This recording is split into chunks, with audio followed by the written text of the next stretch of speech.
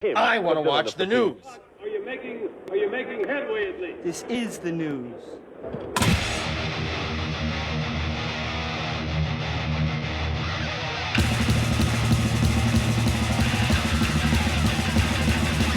Schmack-a-magob, it's time for the only news that matters. And the Power Trip Festival is going on this weekend. And I'm home. But then again, I don't feel like spending time in the desert on a real hot day watching bands I've seen a million times before. But there are people that are going, and more power to them. I hope they have a great time. The weekend bill has 5 rock titans. There's Tool, Guns N' Roses, Judas Priest, Iron Maiden, AC/DC, who hasn't been on the stage for 7 years, I think. It's been a while. And, of course, Metallica. In an exclusive interview with the Los Angeles Times, ahead of the 3-day festival, Lars Ulrich lavished praise on Metallica's fellow Power Trip headliners and credited 3 of them as being pivotal influence on their legendary metal band. We love all 5 of the other bands, Ulrich said. I saw AC/DC back in Copenhagen in 1977 for the first time, and we did a whole tour with them in Europe in 1991. I fell in love with Guns N' Roses 5 seconds after I heard Mr. Brownstone for the first time on KNAC before the 1987 debut album came out. We played shows with Iron Maiden in the 80s. We played shows with Judas Priest. We played shows with Tool. All over the place. Obviously, AC/DC, Iron Maiden, and Judas Priest were huge influences. Those 3 bands are a significant part of the reason that we wanted to be in a band. So to get everybody together in the same space is a bit awe-inspiring. Commenting on what makes Power Trip special compared to other events, Ulrich said, I went to a desert trip festival at Empire Polo Club in 2016 with the Rolling Stones, Paul McCartney, and Neil Young, and the rest of that incredible lineup, Bob Dylan, Roger Waters, and The Who. It was so cool because it was different than other festivals. My wife and I have been going to Glastonbury every year. We've been to Coachella many times and to Lollapalooza. But Desert Trip was just the headliners on one stage. It's a great site with a lot of music history. There was some chatter about doing a hard rock version. The offer finally came in 6 or 9 months ago. As a fan of hard rock, I'm going to be there the whole weekend and see every band. Differing from the current M72 World Tour, which features 2 no-repeat shows in each pit stop, Power Trip will only feature 1 performance from Metallica. You know, I love that Lars always gives mention and doesn't forget the past. I mean, he's like that with friends as well. The late, great Bob Nalbamian, the guy that influenced me to start podcasting. Well, we became pretty good friends online, and he was telling me stories how, when Metallica had their 30th anniversary, they actually flew him in to see the show, as well as other, people from the past, like Lloyd Grant was there. It was just a bunch of people that Metallica doesn't forget where they came from, and they hold parties at the Metallica House in San Francisco with all the old friends. And when it comes to influence, Lars is always there.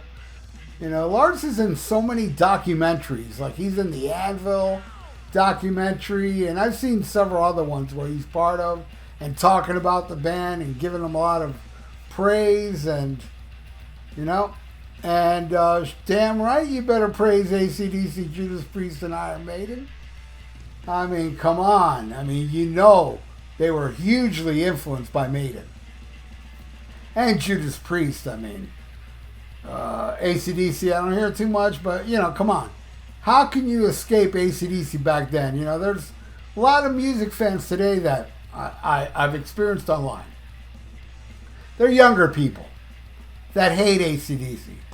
Yes, to all of us, it's kind of like, what? Because, we grew up but it's all timeline, man. People today that don't like AC/DC, and I've heard things like, oh, their music sucks, it's too simplistic, or I hate the vocals, stuff like that. I never heard anybody say that back in the day, because all of us back in the day loved AC/DC. Got such joy out of AC/DC. The people that don't get it today, you lose, man. Just like I lose when it comes to U2. U2 fans get that. I don't. I lose. But, at least I don't lose for AC/DC. Because they rule. I absolutely love them. And so does Lars and the rest of the band. And of course, Judas Priest. I mean, how can you deny the greatness of Judas Priest? When did Metallica form? 81, 82? Well, up to 81, 82, it was like, point of entry down, you got Stained Class. You got Sad Wings of Destiny, my favorite. You got Sin After Sin, Rock-a-Rolla, British Steel. And of course, in my opinion, the greatest live album ever and the greatest traditional metal album ever made, I would have to go with Unleashed in the East. Masterpiece. Anybody into hard rock or heavy metal back then in the late 70s, early 80s, that album rules and controls the lives of those that love it. And then you got Iron Maiden. That first album is my favorite Iron Maiden album, and I love the way it sounds. I know many don't, but I love it. And then Killers, amazing, amazing album. Number of the Beast is awesome. And then that's when Metallica formed. So that's what they had on Iron Maiden before Metallica was formed. Well, I don't even think Number of the Beast was out yet. But either way, hey, even better, the Diano stuff. And the amazing Made in Japan EP, which is... Did I say amazing? That's what I meant. Anyway, that's it for the news. But before I leave... as I'm recording this, today is the birthday of Bob Nalbamian. Bob Nalbamian passed away several months ago, and he was a friend of mine. I would listen to him all the time on Shockwaves. He was like one of the first podcasts, and I would listen to him, and I would think, I want to start doing stuff like this, And he was a huge inspiration, and then we became friends, and he would have me on his show. And I would have him on my podcast. And he had so much history. He was just a great, great human being. He added my band on his Godfathers of Metal documentaries. That's my band playing under, you see Lars and Chuck Billy and Gary Holt talking, and you hear my band underneath them. It's just too awesome that he did that for me. And I did the extras on the DVD on the Godfathers. And yeah, man, we became very friendly. Unfortunately, I never got to meet him. He was asking me to go to the premiere in California, but I just couldn't. And now looking back, I wish I would have done that. I wish I would have taken him up. That way I could have met the great Bob Nalbamian, who's no longer with us. Total shock, and I'm still sad that he's no longer with us, man. He was a great guy, a really good friend to me, and rest in peace, Bob Nalbamian. And thank you all for watching. Please subscribe to my channel if you haven't. Ring the little notification bell. Like the video. Leave comments. It's good for the YouTube algorithms. So stay frosty. Listen to Black Sabbath. And smack 'em a gob. Farewell and adieu to you fair Spanish ladies.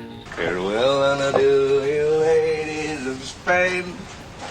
For we've received orders for to sail back to Boston. And so never more shall we see you again.